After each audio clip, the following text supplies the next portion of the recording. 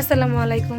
ব্যাপারটা হচ্ছে 2 দিন পরে রোজা, কিন্তু এই মুহূর্তে আমার নোটিশ আসছে যে 3 দিনের ভিতরে বাসা খালি করে দিতে হবে। মানে মাথায় বাজ পড়ার মতো অবস্থা। কি হবে সবাই দোয়া করবেন। এই যে আলমারি মোটামুটি খালি করে ফেলা হচ্ছে। এই যে ব্যাগ এন্ড ব্যাগেজ, বাসা বাড়ির অবস্থা খুবই খারাপ। মানে এমন সময় এমন একটা নোটিশ আসবে জীবনে ভাবতেও পারিনি। তো আমার টোনা সাহেব আমাকে একটু হেল্প করতেছে। মানে বাসা পাল্টানোর মতো কষ্ট পৃথিবীতে আর নাই। এই যে এদিক দিয়ে আমার শাশুড়ি আম্মা তার রুমেও মোটামুটি গোছগাছ শুরু করে দিছে। এই হচ্ছে অবস্থা।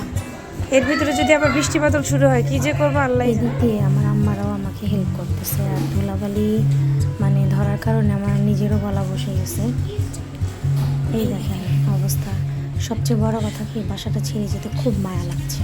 মানে এত মায়া লাগছে মনে হচ্ছে যে নিজের বাসা ছেড়ে যাচ্ছে। কিন্তু কি আর করার, ভাড়া বাসায় থাকলে তো এরকমই হবে।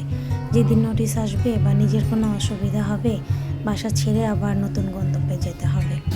আল্লাহ তাআলা যেদিন নিজের বাড়ি করার তৌফিক দিবেন, ওই দিন হয়তো এই প্রবলেমগুলি আর থাকবে না। তো এখন এই বাসাটা ছেড়ে যেতে আসলেই খুব মায়া লাগতেছে। আর সবাই তাহলে দোয়া করবেন যেন ধীরে সুস্থ সবলভাবে বাসা চেঞ্জ করতে পারি। সবাই সুস্থ থাকবেন, ভালো থাকবেন।